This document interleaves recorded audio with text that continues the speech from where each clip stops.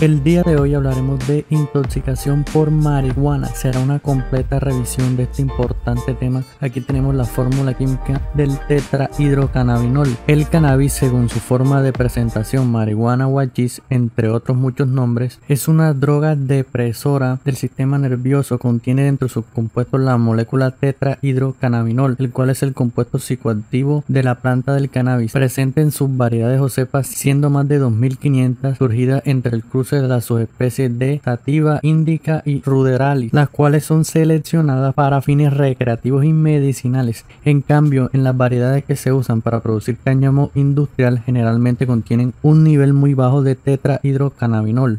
Históricamente, el cannabis se usa al menos desde el comienzo del Neolítico, 800 años antes de Cristo, por razones medicinales, por sus propiedades psicoactivas y también por su fibra flexible, ideal para hacer papel o tejidos.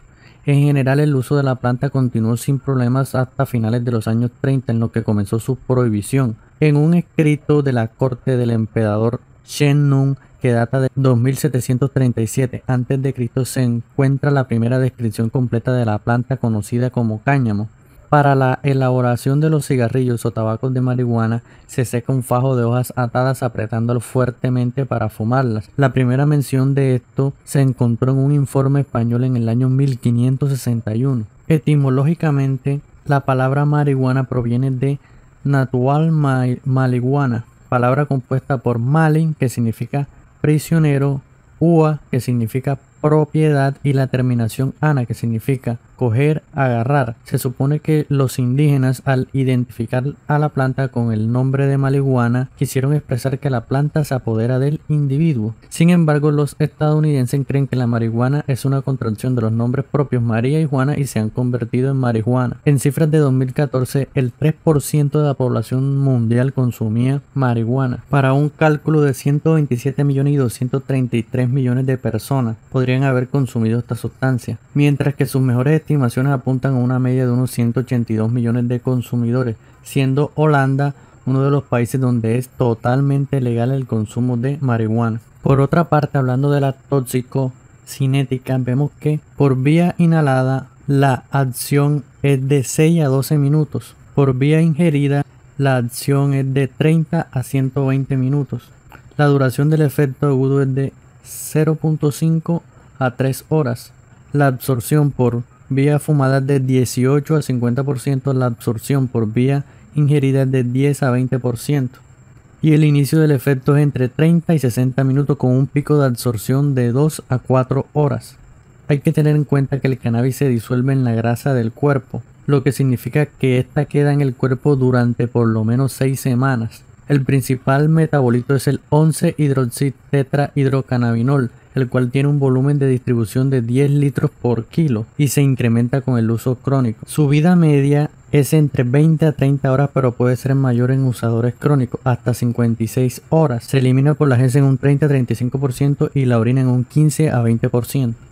Por otra parte, el mecanismo de acción del tetrahidrocannabinol se une a los receptores de anandamida. Este receptor se considera el tetrahidrocannabinol del propio cerebro o cannabinoides del cerebro, donde puede tener un efecto estimulante, sedativo o alucinógeno, dependiendo de la dosis o tiempo después del consumo, ya que se encuentran en todas las neuronas del cerebro. Estimula la liberación de serotonina y catecolaminas como la norepinefrina, llevando a taquicardia, y también inhibe los reflejos simpáticos, conllevando a hipotensión ortostática.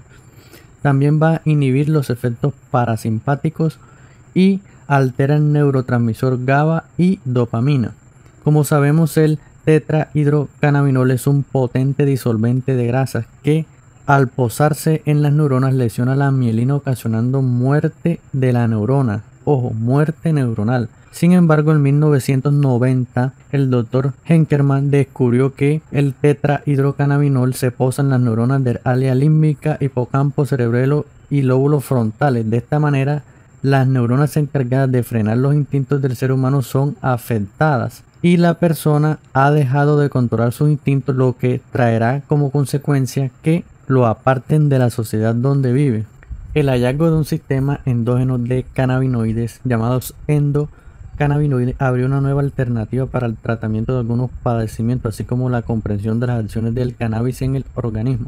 Vemos que estos receptores de cannabinoides llamados endocannabinoides, tenemos los cannabinoides 1 ubicados en las neuronas del sistema nervioso central y periférico, y los cannabinoides 2 ubicados en el sistema inmune, cardiovascular y testículo. Ahora analizaremos las regiones del cerebro en donde la concentración de los receptores de cannabinoides es abundante. Tenemos las regiones, el cerebelo, la cual la función es coordinar los movimientos corporales, el hipocampo, aprendizaje y memoria, la corteza cerebral, especialmente las regiones cingulada, frontal y parietal, se encargan de las funciones cognitivas superiores.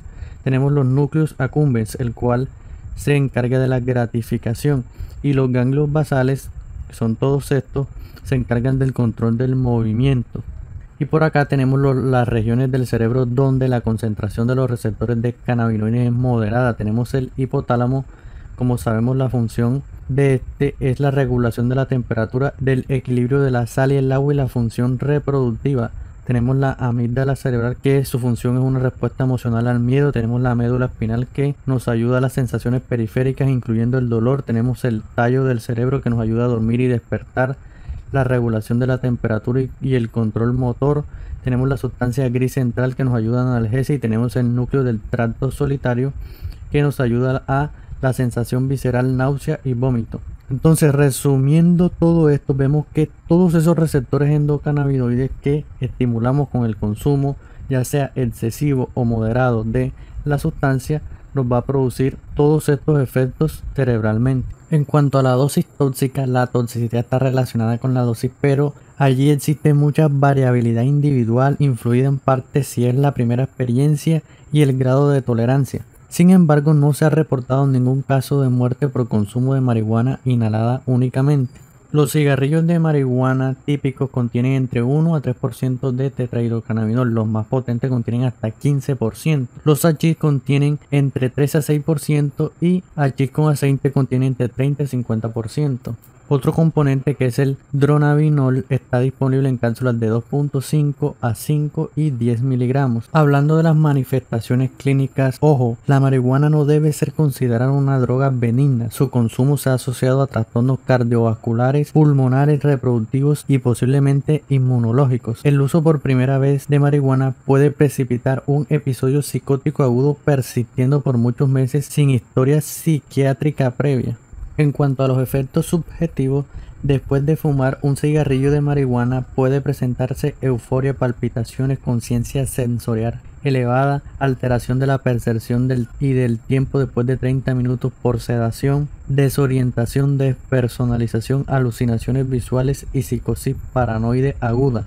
Ojo que ocasionalmente, aún con bajas dosis de tetrahidrocannabinol, efectos subjetivos pueden precipitar una reacción de pánico. En cuanto a los hallazgos físicos, vemos que tenemos taquicardia, hipotensión ortostática, inyección conjuntival, que va a ser característico, incoordinación, el lenguaje va a estar alterado, y ataxia ha sido observado en niños después de ingerir galletas con marihuana.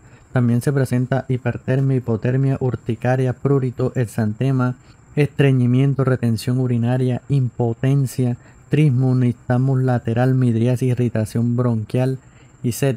La salmonellosis y la aspergilosis pulmonar puede presentarse secundaria al consumo de marihuana que esté contaminada. Vemos que la marihuana disminuye la presión intraocular, produce broncodilatación. El riesgo de ingerir marihuana radica en que su efecto es más tardío y por lo tanto los que la consumen, al ver que no tienen los resultados pensados, toman más cantidad de dosis de la que fuman, y por lo tanto cuando llegue el pico de acción van a tener más efectos adversos. Además que la sustancia es mucho más activa en el estómago. Con una inhalación de 3 a 13 y por vía oral de 8 a 30 miligramos se van a producir efectos vegetativos como hambre, sed, sequedad de la boca y garganta y palpitaciones, y psicotrópicos como empatía aumentada, tranquilidad, relajación, alteraciones motoras, alteraciones de la memoria a corto plazo. En cuanto a los efectos adversos, vemos que hay un incremento de los accidentes automovilísticos, dependencia, exacerbación de psicosis, alteraciones en el crecimiento y desarrollo escolar, alteraciones respiratorias. Uso de otras drogas va a incrementar el proceso de enfermedades infecciosas como virus del herpes, alteración en la secreción de las hormonas adenohipofisarias, esterilidad femenina y masculina, carcinogénesis. En estudios en animales y en humanos se demostró que la marihuana altera la capacidad de las células T en el sistema de defensa inmune del pulmón para combatir algunas infecciones. No todo es malo para la marihuana. Si no existieran actualmente clínicas donde usan el cannabis medicinal. Dentro de sus efectos terapéuticos tenemos que es un analgésico antiemético en dosis oral de 5 a 15 miligramos por metro cuadrado. Orexígeno, es decir, aumenta el apetito. Ojo, los flacos ahora no van a coger este camino. Antiespasmódico, va a reducir la presión intraocular. También es broncodilatador y miorrelajante. Disminuye el dolor de los pacientes que tienen amputaciones o el síndrome de miembro fantasma, dolores menstruales, terapia en la migraña, anticonvulsivante, neuroprotector. Por otra parte, en la intoxicación aguda por marihuana, esta tiene unas fases. La primera fase, después de cerca de 15 y hasta 45 minutos de haber fumado, el consumidor va a experimentar palpitaciones, tos, vértigo, presión en la cabeza, pulso alto, sequedad en los ojos, boca y garganta. Además de esto, los ojos se ponen rojos e hipersensibles a la luz. Esto de los ojos rojos e hipersensibles a la luz es característico, y una tendencia a reírse y ponerse hablador. Y como pueden notar, esta primera fase es la fase típica de todo paciente intoxicado con marihuana, como todos lo conocemos o por lo menos hemos oído hablar. Ya hablando de la segunda fase, esta es una fase más continua y conlleva una sensación de actividad mental. Dura cerca de 3 a 4 horas. Esta fase es primordialmente psicológica y se va a caracterizar por una actividad mental pero introvertida. La fluidez del pensamiento es intensa y llena de asociaciones. Los colores y los olores parecen más intensos. Los detalles que antes eran apenas perceptibles se perciben ahora claramente. Por otra parte, el consumo crónico, según investigaciones clínicas, el uso de cannabis mayor a 6 semanas, ese es el tiempo de eliminación del tetrahidrocannabinol por cerca de 2 años, conduce a cambios en el funcionamiento cognitivo. Estos cambios van a crear un nuevo estado de sentir que se puede describir como un efecto de la dependencia del cannabis. También se han documentado fenómenos de tolerancia. Este efecto puede ser derivado del tetrahidrocannabinol que todavía está depositado en la grasa del cuerpo. Estos consumidores se va a observar tos crónica, resfriados recurrentes y se incrementa el riesgo de accidente cerebrovascular. Los fumadores de marihuana que vivían en los hogares reportaron síntomas clínicamente significativos como dificultad para dormir, deseo compulsivo de consumir marihuana, agresividad e irritabilidad. Por otra parte, el diagnóstico va a estar basado en la historia clínica o los signos típicos, como son la taquicardia e inyección conjuntival, con evidencia de alteración del humor o función cognitiva. Niveles sanguíneos no son comúnmente disponibles, y menos acá en Latinoamérica. Podemos pedir los metabolitos de cannabinoides, pueden ser detectados en orina por inmunoensayo enzimático. Los niveles plasmáticos de 10 nanogramos por mililitro ya se asocian con lesión. Un puff de cigarrillo de marihuana corresponde a concentraciones sanguíneas de 7 nanogramos por mililitro de tetrahidrocannabinol. Entonces podemos hacer la relación. Son necesarios casi 30 días para que el cuerpo elimine el efecto de un solo cigarrillo de marihuana. En cuanto a las interacciones, vemos que se puede producir atenuación de la somnolencia cuando se administra con depresores del sistema nervioso central, cocaína, atropina y antidepresivos tricíclicos. Estos pueden causar incremento aditivo en la frecuencia cardíaca. Vemos que también existen factores genéticos y hereditarios, y también en nuestra sociedad latinoamericana hay que resaltar los factores ambientales como la disponibilidad de la marihuana, las expectativas acerca de la droga, expectativas acerca de cómo la droga los podría afectar, la influencia de los amigos y los contactos sociales y otros factores. Esto se estudió en gemelos idénticos con experiencias diferentes. El embarazo, la marihuana categoría C va a incrementar la incidencia de trabajo de parto prolongado, distrés fetal, mortinato, bajo peso al nacer y pequeño peso para la edad gestacional. En cuanto al cáncer, el humo de la marihuana contiene elementos cancerígenos 50 veces más poderosos que los del tabaco. Ojo con ese dato, el cual es el benceno, el ácido cianhídrico, el amoníaco acroleína y el benzopireno, que es el cancerígeno altamente poderoso que se encuentra en una proporción 50 veces mayor en la marihuana que en el tabaco. Desafortunadamente no existe antídoto y el tratamiento consiste básicamente en medidas de emergencia y de soporte. Cuando yo hable de medidas de soporte nos vamos a referir si el paciente tiene hipertensión o emergencia hipertensiva, hay que bajarle la presión. Si el paciente está con hipoxia aguda, hay que darle oxígeno. Si el paciente está con desorientación o muy agitado, hay que darle benzodiazepinas. En el número 1 tenemos que tranquilizar al paciente intoxicado estableciendo una relación de tranquilidad. Hay que descartar el consumo de otras drogas. Si el paciente tiene agitación o psicosis, podemos usar benzodiazepinas, ya sea midazolam, lorazepam o diazepam. Si el paciente tiene hipotensión ortostática, hay que darle líquidos endovenosos y poner al paciente en posición de Trendelenburg. Si el paciente, después de la ingestión, 1 hora de ingestión o menos, se puede usar carbón activado y siempre hay que solicitar un electrocardiograma para ver si tiene arritmia, cuadro hemático, conteo de plaquetas, pruebas de función renal, electrolitos y glucosa. Como es costumbre en nuestra academia, vamos a la pregunta. Paciente masculino de 38 años, el cual llega a urgencias intoxicado con marihuana con taquicardia e hipotensión de 60-40 miligramos de mercurio. ¿Cuál es el manejo inicial? Vemos que la respuesta es darle líquidos endovenosos en bolo.